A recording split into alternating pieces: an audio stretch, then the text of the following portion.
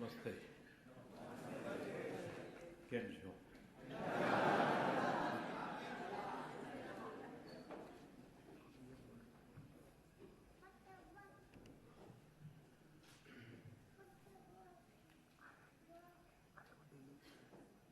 Kobe में मुझे पहले भी आप लोगों के बीच आने का सौभाग्य मिला है।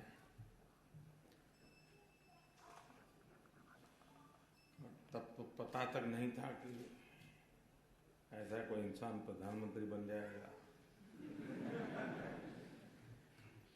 उस समय भी आप लोगों ने मुझे इतना प्यार दिया था कि जो मैं कभी भूल नहीं सकता हूँ। कोबे में आए और आपको मिले बिना चले जाएं,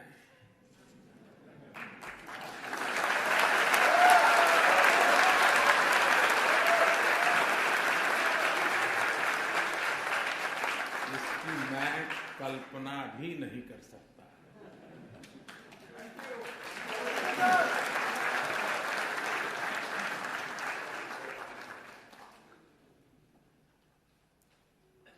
मैं कल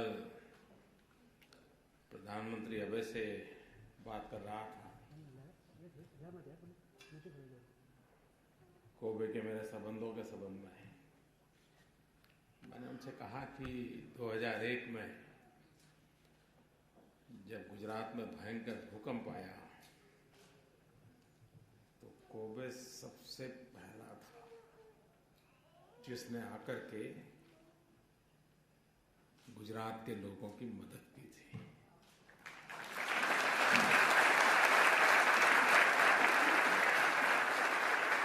और उसके पहले ही यहाँ भूकंप हुआ था। उसके बावजूद भी और जब सुख में कोई आए ना आए रहता है, आया होता तो अच्छा होता, लेकिन दुख में कोई ना आए तो याद रह जाता है। और जो दुख में पहुंच जाए वो जीवन भर पूज्य लगता है। कोबे उस रूप में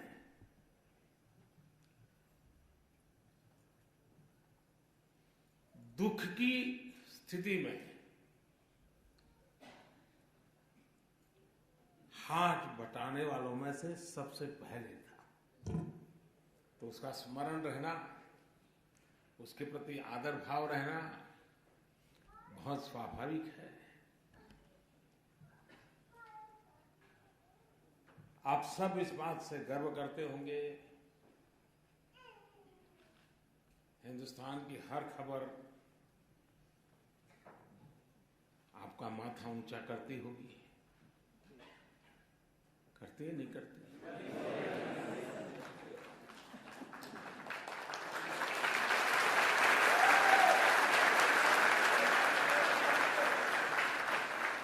सीना तान करके आंख में आंख मिला करके बड़े हौसले के साथ अब बात कर पाते होंगे। और उसका कारण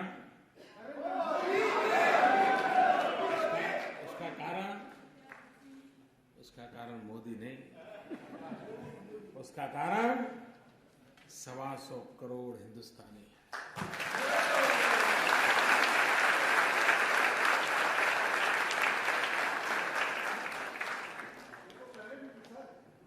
जिस लगन से देश को आगे बढ़ाने के लिए और विशेष करके भारत की युवा पीढ़ी ने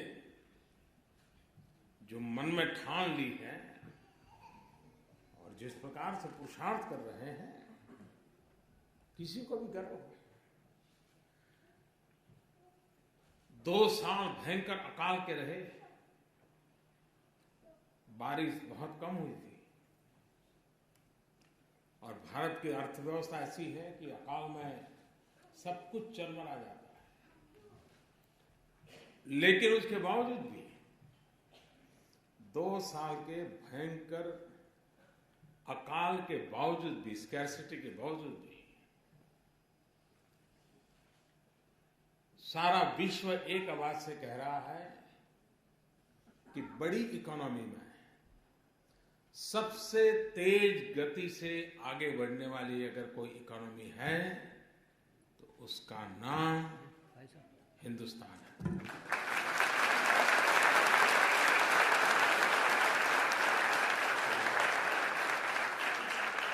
IMF हो, वर्ल्ड बैंक हो, सब लोग एक स्वर से कह रहे भाई, IMF ने तो कह दिया भारत एक चमकता सितारा है, ऐसा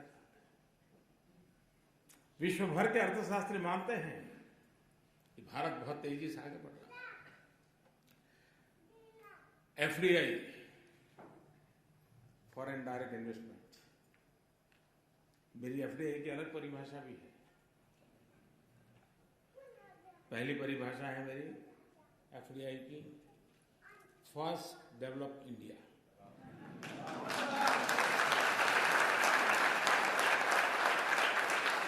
और दूसरी है फॉरेन डायरेक्ट इन्वेस्टमेंट।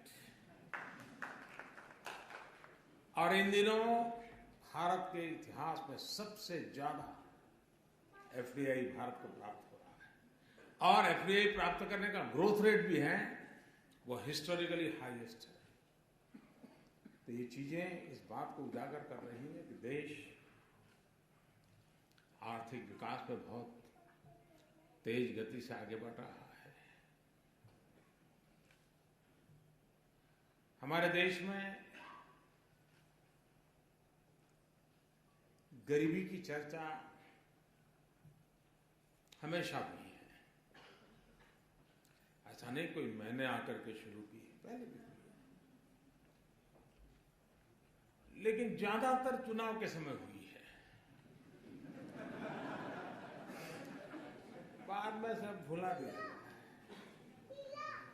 मैंने चुनाव के बाद शुरू कर दी है और बहुत तेज गति से उस बात को आगे बढ़ा रहा हूं कि देश को गरीबी से मुक्त करना चाहिए।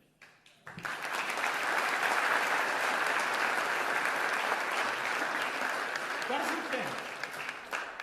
अब हमारे देश में 40% लोग ऐसे थे, उनके नसीब में बैंक का दरवाजा भी नहीं था। वो सोच ही नहीं सकता कि इतने बड़े बिल्डिंग में जहां इतने शीशे लगे हो, मैं अंदर जा सकता हूं कि नहीं जा सकता। हमने आकर के अभियान चलाया कि सबसे पहले सबके बैंक के खाते खोल देंगे। अब पैसे तो थे नहीं, स्टेशनरी का भी खर्चा होता है, फॉर्म का भी तो खर्चा, 8 आना रुपया तो होता ही होता है। हमने सरकार को कहा नहीं, एक पैसा लेना नहीं, मुफ्त में खाते खोलो। तो कुछ दिन तो आप जानते हो मेरा क्या हुआ होगा,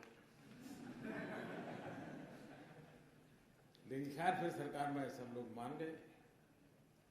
और हमने गरीबों से कहा कि आपके पास एक नया पैसा नहीं होगा तो भी आपका बैंक का खाता खुलेगा।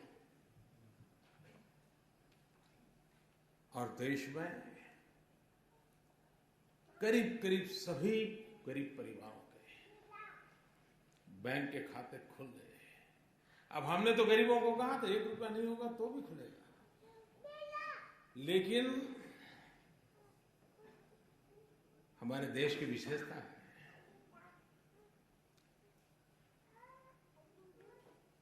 देश के गरीबों ने अमीरी दिखाई।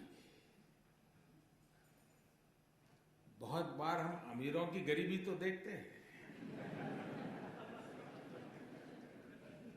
लेकिन गरीबों की अमीरी देखने का सौभाग्य मिला। उनको कहा था कि आप 1 रुपया भी नहीं दोगे तो चलेगा। उसके बावजूद भी जिसका जीवन में कभी अकाउंट नहीं खुला था, बैंक का दरवाजा नहीं देखा था,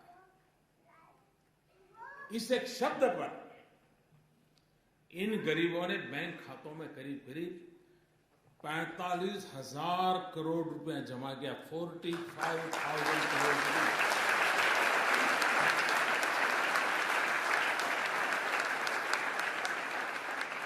ये है गरीबों की अमीरी। और यही है हमारे देश की सबसे बड़ी ताकत। जो देश हम जैसा चाहते हैं वैसा बनाने का सामर्थ्य रखती है। 2011 में जापान में बड़ी प्राकृतिक आपदा आई। आपके यहां भूकंप आया, सुनामी आई। उसी समय आपके यहां फुकुशिमा की दुर्घटना हुई। 2011 के वो दिन याद करें। बिजली में कटौती, पानी भी 4 बोतल जरूरत है तो 1 बोतल से चलाना, दही लाना है तो नहीं भाई मत लाओ, कम लाओ। और सिर्फ वहां नहीं जहां पर आपत्ति आई थी, पूरे जापान में सरकार ने इच्छा व्यक्त की सरकारी दफ्तरों के लिए, लेकिन इस देश की जनता ने इसे अपनी जिम्मेवारी माना और हर कोई कोट पैंट टाई बंद करो तो बंद किया, एसी बंद करो बंद किया, पानी जरूरत से ज्यादा मत लो नहीं लिया, कम चीजों से घर खाने में चलाते हो, 3 सब्जी बनाते हो 1 सब्जी चलता है, ये आप लोगों ने किया, जापान के लोगों ने किया। जब मैं पढ़ रहा था ये सारी चीजें और जब मैं बाद में आया था तब जब सुनता था लोगों से तो मुझे भी कभी होता था कि कैसे महान लोग हैं, देश के लिए क्या कुछ कष्ट झेलते हैं। लेकिन कभी कभी मौका मन में आता था कि क्या हमारे देश में भी ऐसा हो सकता है, क्या ये संभव है क्या? लेकिन आज मैं बड़े विश्वास से कह सकता हूं कि हिंदुस्तान का सामान्य मानवी भी अगर उसे अवसर मिले, मौका मिले, जिम्मेवारी की बात आ जाए, जैसा आपने करके दिखाया, वह भी पीछे रहने वालों में से नहीं है, ये मैं अनुभव से कहता हूं।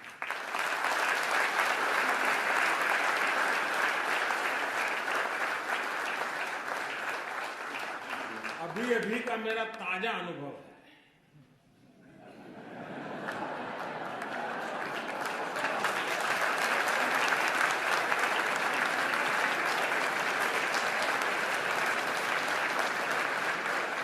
कौन से वाला?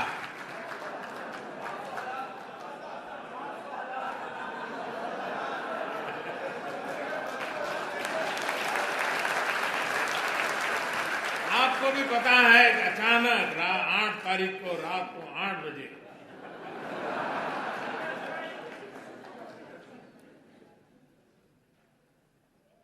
$500 और 1000 की नोट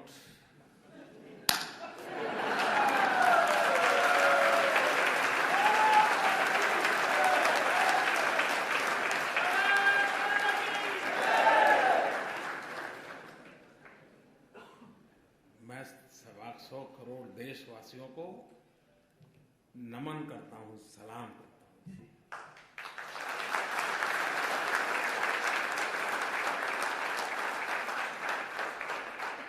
घर में शादी है, वैसे नहीं है। मां बीमार है, 1000 की नोटों का थप्पा है, लेकिन मुश्किल है। इन सब के बावजूद भी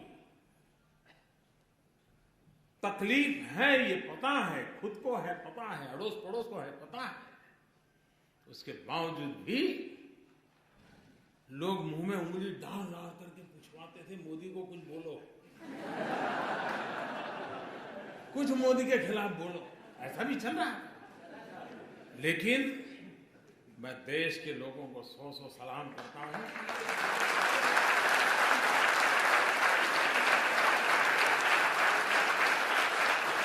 कोई 4 घंटे लाइन में खड़ा रहा, कोई 6 घंटे खड़ा रहा, लेकिन तकलीफ झेली, लेकिन देश के हित में इस निर्णय को वैसे ही स्वीकार और स्वागत किया है जैसे 2011 में जापान के हर नागरिक ने करके दिखाया।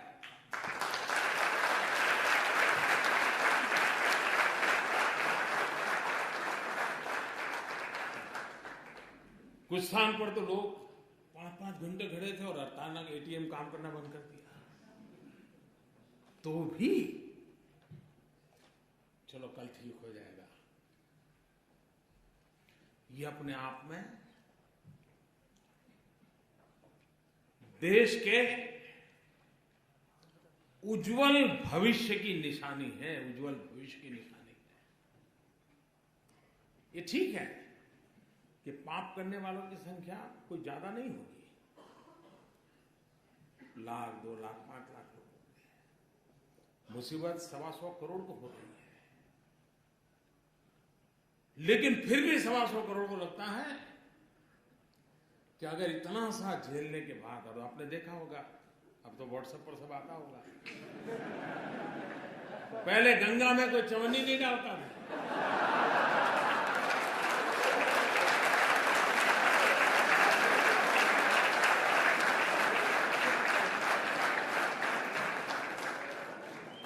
नोटें बह रही है गंगा।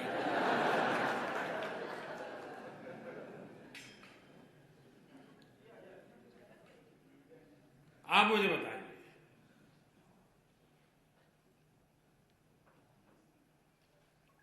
ये चोरी का माल निकलना चाहिए नहीं निकलना चाहिए? सामान्य मानवी को शिकायत ये होती है कि आप एक को फायदा हो दूसरे को नुकसान हो, तो उसको लगता है भाई कानून सबके 500 की नोट गई, सबकी 1000 की नोट गई, मोदी की भी 1000 की नोट अब बाजार में चलने वाली नहीं है, तो लोग कहते भाई ये बढ़िया है। ऐसा होना चाहिए, हर एक के लिए समान उसका असर है। और इस कारण, इस निर्णय से मुझे भी पता नहीं था कि मुझे ऐसे आशीर्वाद मिलेंगे, जिस आशीर्वाद के शायद मैं जब सोच रहा था कि ये करूंगा तो क्या क्या तकलीफ आएगी, क्या क्या फायदा होगा, वो तो मैं सोचा ही नहीं था। मैं दिमाग खपा रहा था कैसे करूं कैसे, और अच्छा एक काम ऐसा था कि लोगों से बता भी नहीं सकता था, अचानक करना पड़े वरना तो खेल खत्म।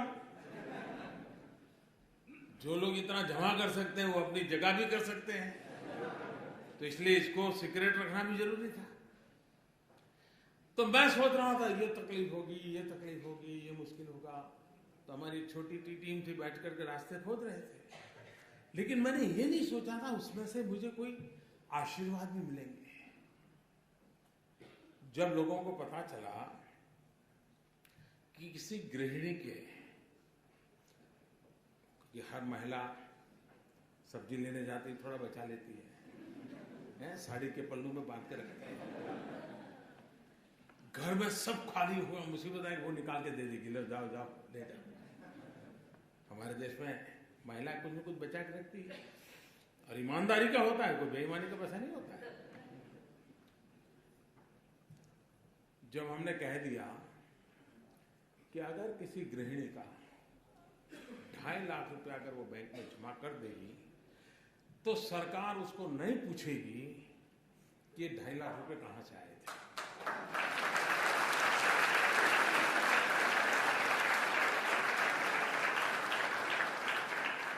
उसका परिणाम क्या हुआ मालूम है? कई बेटे और बहुएं भी जो वृद्धाश्रम में मां को रख के आए थे, उन्होंने 2.5 लाख रुपए जमा करा दिया मां के खाते में।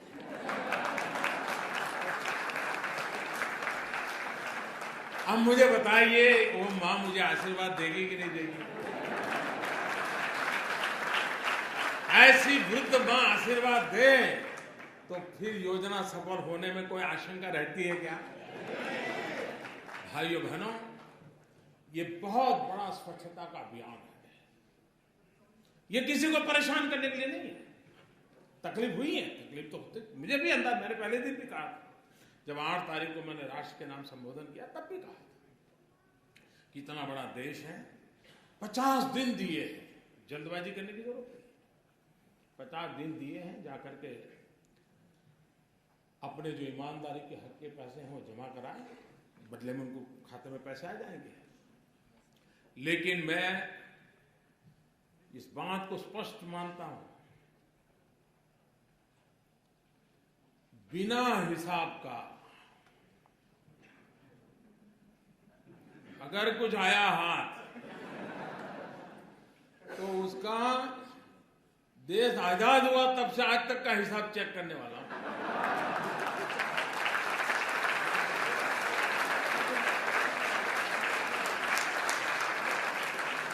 जितने लोगों को नए लाना पड़ेगा ला करके भी इस काम में लगाऊंगा।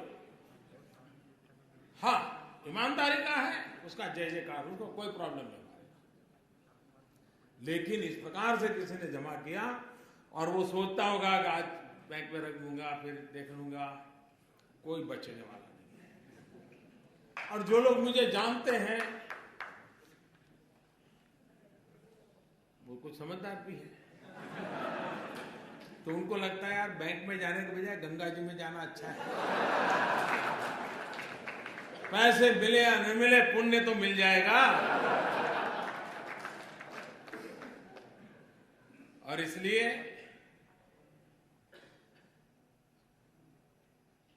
देश को मैं फिर एक बार, आज पहुंचते ही फिर से भी मैं लोगों को बार बार कहने वाला, ईमानदार लोगों की रक्षा करने के लिए मेरी सरकार सब कुछ करेगी और बेईमानों को तो हिसाब चुकता होके ही रहेगा।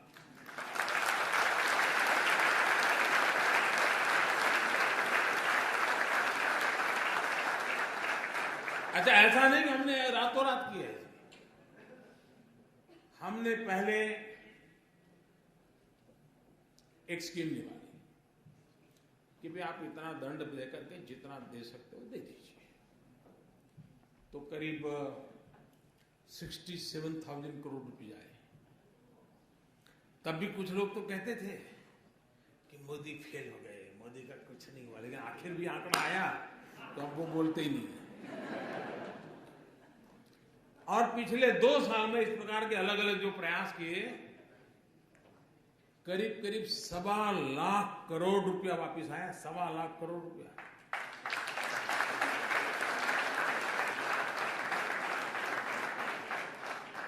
तो मौका दिया था, ऐसा नहीं कि नहीं दिया था। लेकिन फिर भी अगर आपको लगता है कि वैसे ही है, पहले जैसे थे, तो फिर गलती मेरी नहीं है। और इसलिए, और जो लोग अब 30 दिसंबर तक उनके पास समय है, और 30 दिसंबर तक कोई तकलीफ के बिना सारा कारोबार, हाँ जल्दबाजी करेंगे तो थोड़ी तकलीफ हो सकती है, लेकिन 30 दिसंबर तक कोई मुश्किल नहीं होगा। 125 करोड़ देशवासियों का उनके हक की चीजें मिल जाएंगी। लेकिन कुछ लोग सोचते होंगे कि 30 दिसंबर के बाद, तो मैं आज फिर से यहां ऐलान करना चाहूंगा कि ये स्कीम पूरी होने के बाद दूसरा कुछ आपको ठिकाने लगाने के लिए नहीं आएगा, इसकी गारंटी नहीं है।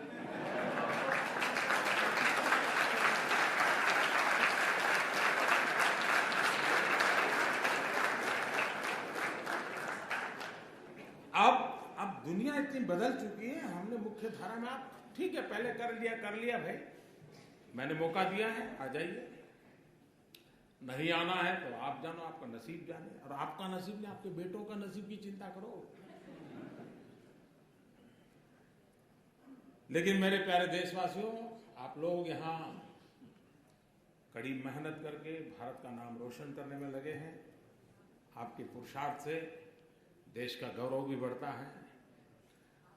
दुनिया में जहां भी जाते हैं, भारतीय समुदाय के व्यवहार की बहुत ही सकारात्मक चर्चा विश्व में जहां जहां भारतीय समुदाय रहता है उनसे मिलती है सुनने के लिए, और उसके कारण भारत की साख भी बढ़ती है, भारत की प्रतिष्ठा भी बढ़ती है। तो ये आप लोगों का बहुत बड़ा योगदान है।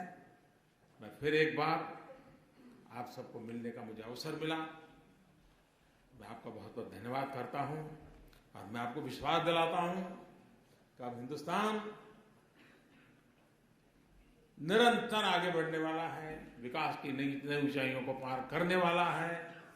जो सपने आप दुनिया में जाकर के दुनिया देखते हो और जो अच्छी चीजें आप हिंदुस्तान में चाहते हो, वो सभी अच्छी चीजें हिंदुस्तान में होना संभव हो चुका है, होके रहेगा। बहुत बहुत धन्यवाद।